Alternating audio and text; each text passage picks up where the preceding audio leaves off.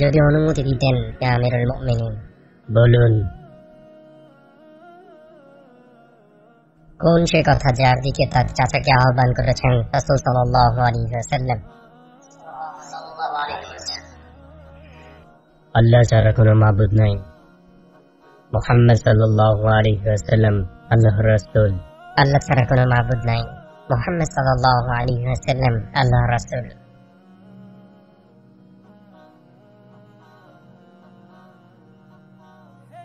ইয়া আমিরুল মুমিনিন।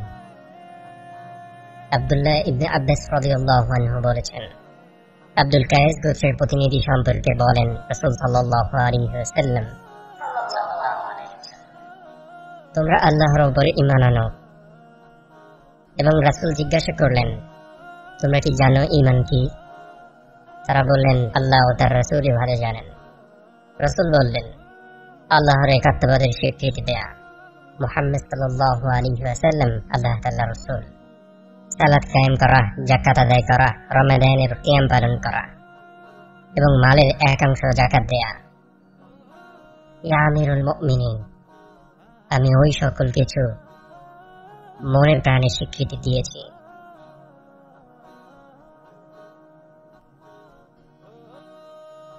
আপনাদের সামনে উনি উপস্থিত, কথা বলুন। আপনি কোরআন সম্পর্কে কি মন্তব্য করেন ইবনে হাম্বল? সে তো নিঃসন্দেহে আল্লাহর বাণী। আপনি কি আবু দাউদের দিকে খেয়াল করেছেন হে ইবনে হাম্বল? যদি অনুমতি দেন আমিরুল মুমিনিন। যদি আমি তাকে একজন জ্ঞানী মানুষ হিসেবে চিনতাম তবে আমি তার দিকে তাকাতাম এবং আমি তার সাথে বিতর্ক করতাম। আমাদের জন্য তিনি জ্ঞানী ব্যক্তিদের একজন। আপনি বিতর্ক করুন। যা ইচ্ছে ইয়া আমিরুল মুমিনিন।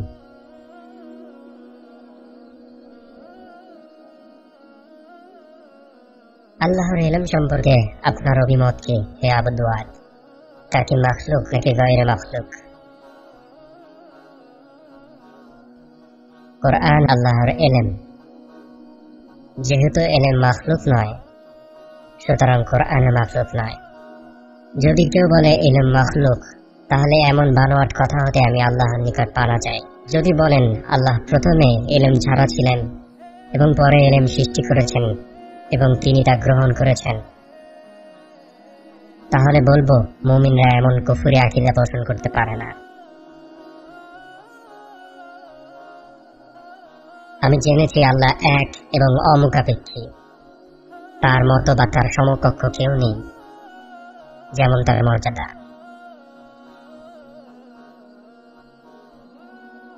হে আহমদ, কোরআন কি জিনিস নাকি জিনিস না? অবশ্যই জিনিস। আল্লাহ কি বলেননি যে আল্লাহ সমস্ত বস্তুর সৃষ্টিকর্তা? সুতরাং কোরআন যেহেতু বস্তু, তাহলে কি কোরআন আল্লাহর সৃষ্টির অন্তর্ভুক্ত হবে না? আল্লাহ বলেন সেই ভয়ঙ্কর বাতাস সম্পর্কে যা কওমে আদকে ধ্বংস করে দিয়েছিল। ভয়ঙ্কর বাতাস আল্লাহর হুকুমে সমস্ত বস্তু ধ্বংস করে দিয়েছে। তাহলে কি ধ্বংসকৃত বস্তুর সাথে আসমান ধ্বংস হয়েছিল? না, সমস্ত বস্তু দ্বারা আল্লাহ যা চেয়েছেন তাই ধ্বংস করে দিয়েছেন। কি ভাবছেন আপনারা? এই ব্যক্তি সবাইকে চুপ করিয়ে দিল, আর কেউ তার কথার জবাব দিতে পারছো না। আমি আল্লাহর শপথ করে বলছি, উনি একজন বিপদগামী এবং গোমরাহ ব্যক্তি। আকাশের পাখির মতো তুমি যে কথাগুলো বলছো সেগুলো আমার কাছে মূল্যহীন। তাকে বিতর্কে চুপ করাও, নতুবা সেই সকল যুক্তি তোমাদের দিকেই ঘুরিয়ে দিচ্ছে।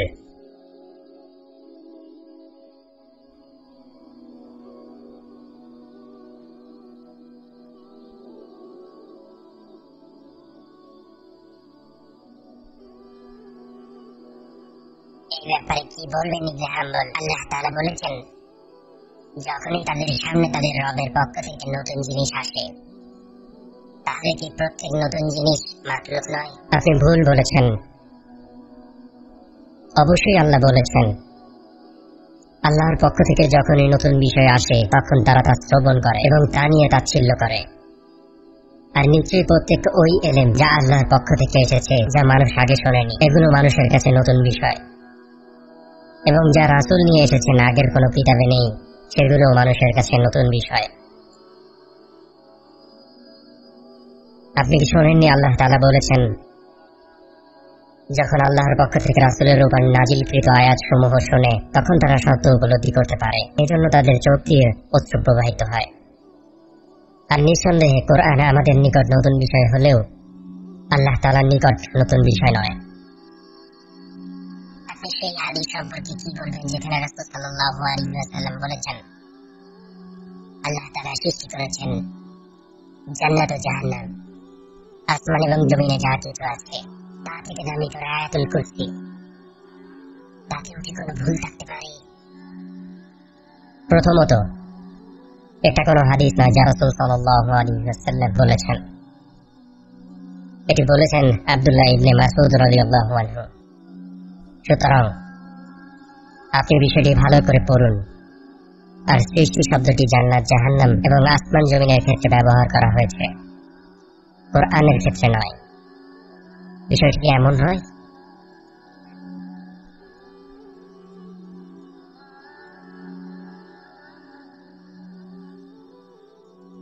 আমি আল্লাহর শপথ করে বলছি, উনি একজন বিপদগামী এবং বেদাতি। হে আমিরুল মুমিনিন, আমাকে এমন কিছু দিন যা আল্লাহর কিতাব বা আল্লাহ রাসূলের সুন্নাহ, আমি তা স্বীকার করব। কিন্তু বিষয়টি কোরআন সুন্নাহ দ্বারা সমাধান হবে না, বরং যুক্তি দিয়ে বিষয়টি সমাধান করতে হবে। খুবই অদ্ভুত, ইসলামকে প্রতিষ্ঠিত হয়েছে কোরআন সুন্নাহ ছাড়া। দ্বীন এবং আকীদা গ্রহণে অন্য কিছুর অবকাশ আছে কোরআন সুন্নাহর বাহিরে?